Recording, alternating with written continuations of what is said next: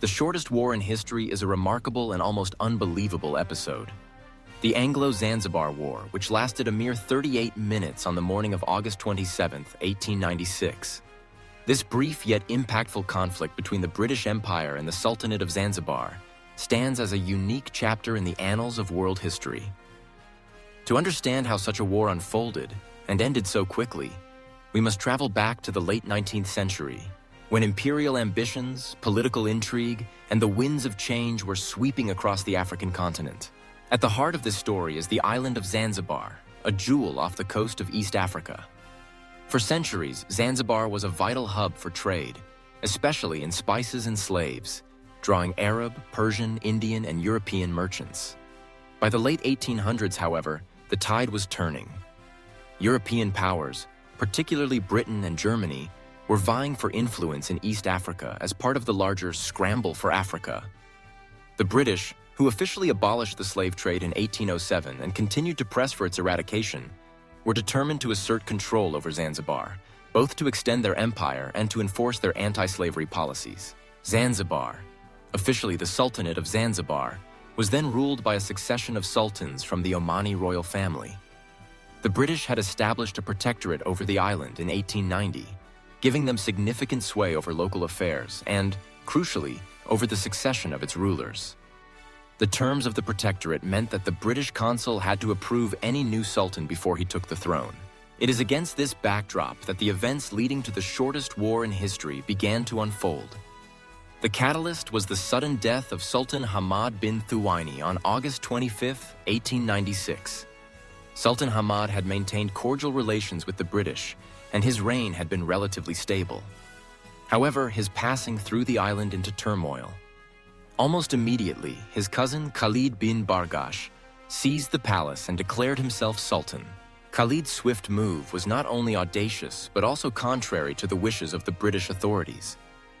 The British consul, Basil Cave, had another candidate in mind, Hamoud bin Muhammad, who was seen as more amenable to British interests and their anti-slavery stance.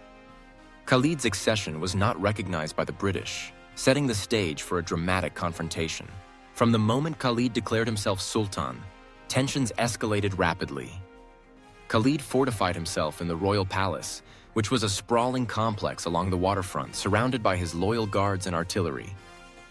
He gathered about 2,800 defenders, including palace guards and civilians. In addition, he had a small number of artillery pieces and a royal yacht, the Glasgow, anchored nearby. On the other side stood the British. Though their presence on the island was limited, they moved quickly and decisively. Basil Cave immediately sent an ultimatum to Khalid: step down and leave the palace by 9 a.m. on August 27th, or face military action. Khalid refused, believing that the British would not dare attack the palace of a reigning sultan. As the morning of August 27th dawned, British warships arrived in the harbor. The flotilla included HMS St. George, a powerful cruiser, HMS Philomel, HMS Raccoon, and the gunboat HMS Thrush. On shore, a small detachment of British Marines and sailors prepared to support their naval colleagues. In total, the British force amounted to about 150 men, but they were heavily armed and backed by naval artillery. The clock was ticking. Crowds gathered in the streets of Stone Town, the old quarter of Zanzibar's capital, as word spread of the impending showdown. Tension filled the air. The royal palace stood imposing along the waterfront, but Khalid's position was precarious. His forces were loyal, but poorly trained and equipped compared to the disciplined might of the British Empire. At precisely 9 a.m., when the ultimatum expired, the British opened fire. The war had begun. The first British shells targeted the palace, causing immediate chaos and devastation. The structure, made of wood and corrugated iron, was ill-suited to withstand naval bombardment. Within minutes, the palace was set ablaze and began to collapse. Khalid's artillery returned fire, but their shots were wild and ineffective, splashing harmlessly into the harbor. The British, in contrast, fired with deadly precision. The bombardment continued for around 38 minutes. In that short span, the palace was reduced to ruins, the Sultan's artillery disabled. By 9:40 a.m., the Sultan had fled the palace to the German consulate, where he was granted asylum. At 9:45 a.m., the shelling stopped and the British declared victory. They later installed Sultan Hamud bin Mohammed, who was loyal to the British. The war officially lasted between 38 and 45 minutes.